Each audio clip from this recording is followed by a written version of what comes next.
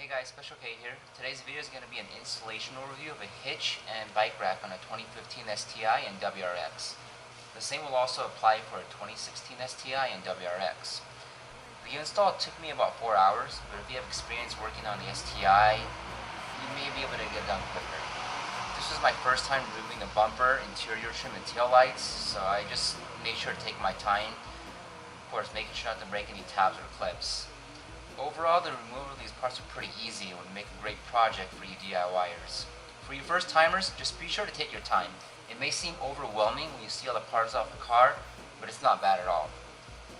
Now, before I dive into the actual install, I wanted to explain why I went with a hitch and rack versus a roof rack.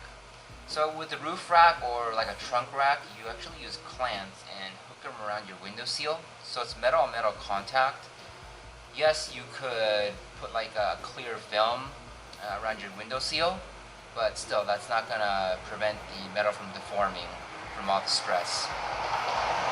So this is actually the main reason why I stayed away from racks that use clamps to the body. Plus, with the bike on the roof, it can generate more wind noise and also be harder mounting and unmounting the bike. So this is really something to take into consideration when looking into racks. On to the hitch and bike rack. There are two hitches on the market that outfit our cars. So one being the Eco hitch and the other being the Curt hitch, which is the one I have installed on my car. You can get more information on these hitches in the description below. The reason why I decided to go with the Curt hitch is because it did not require trimming part of the knockout window. I wanted a true bolt-on install with no drilling or dremeling. The only downside to the Curt hitch is that the receiver is exposed, whereas the Eco hitch is completely hidden and gives you that stealth OEM look. If you don't mind trimming a part of the knockout window, then I definitely go for the Eco hitch.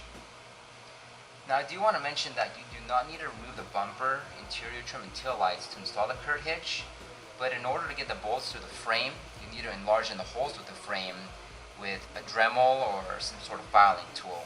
And putting a Dremel to the frame just didn't sit well with me. So I guess you could say I went the extra mile just to make sure the job was done to my liking. So on to the bike rack. I was looking for a rack that didn't have any contact with the bike frame, so I basically narrowed it down to Thule, Yakima, Kuat Sherpa, and Saris. After doing my research, I decided on the Saris SuperClamp 2 due to its simplicity and it being lightweight at 30 pounds. All the racks are actually around the same price range, so it's really a matter of personal preference. In total, it added about 85 pounds to the car, so the hitch is 30 pounds, the rack is 30 pounds, and my bike, which is a Cannondale 29er, is 25 pounds. Now, if you don't plan on using the rack too often, of course you want to remove it.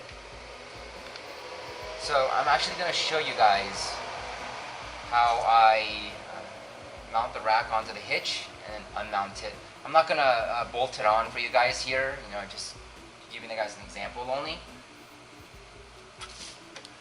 So again, this is the Saris SuperClamp 2.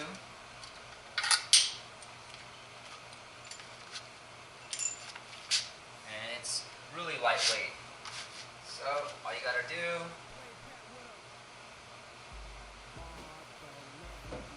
is slide it in.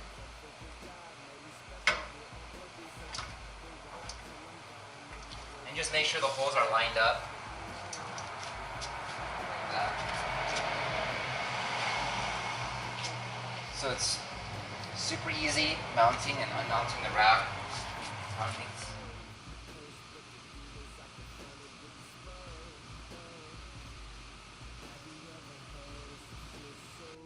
So I'm going to show you guys a close-up of the Curt hitch installed here on my STi.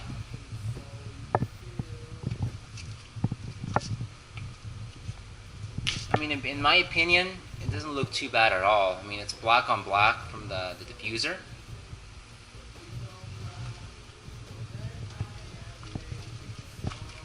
And you can see right here, the receiver sits flush with the rear knockout window, or the fog light window right there. So that's actually a question that quite a few people have asked me.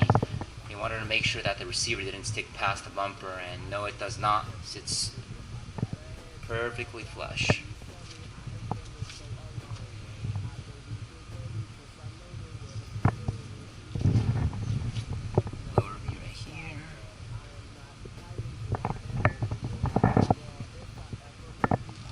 So I've had some requests from some people on, of course, what the bike looks like on the rack. So I'm going to show you guys here really quick of how I mount and unmount the bike. So with this Saris system, again, you gotta press down on these buttons right here, the switches, whatever you want to call them. You just pull the arms out. And right here again, my bike here is a Cannondale 29er.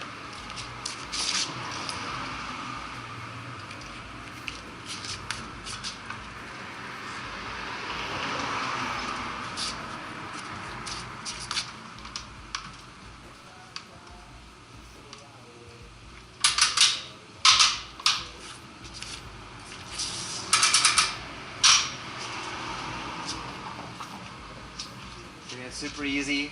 That's what it looks like on the STi. This is compared to bikes, but I usually go trail riding by myself 99% of the time, so I only have it set up for one bike at the moment. But I think the hitch and rack are really great investments if you have an STi. Or if that's your only car, and you love outdoor sports like I do, then it's well worth the money. And then to remove the bikes, it's easy. Just pull that out, pull these arms down.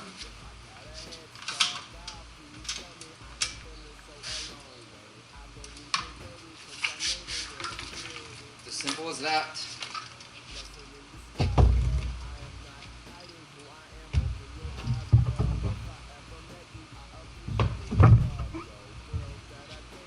You want to make sure you pull the arms down when you're not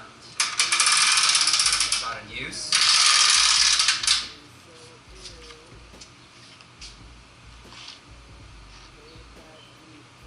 So if you guys found this pretty helpful, go ahead and please hit the like button and subscribe to my channel. Thanks for watching, guys.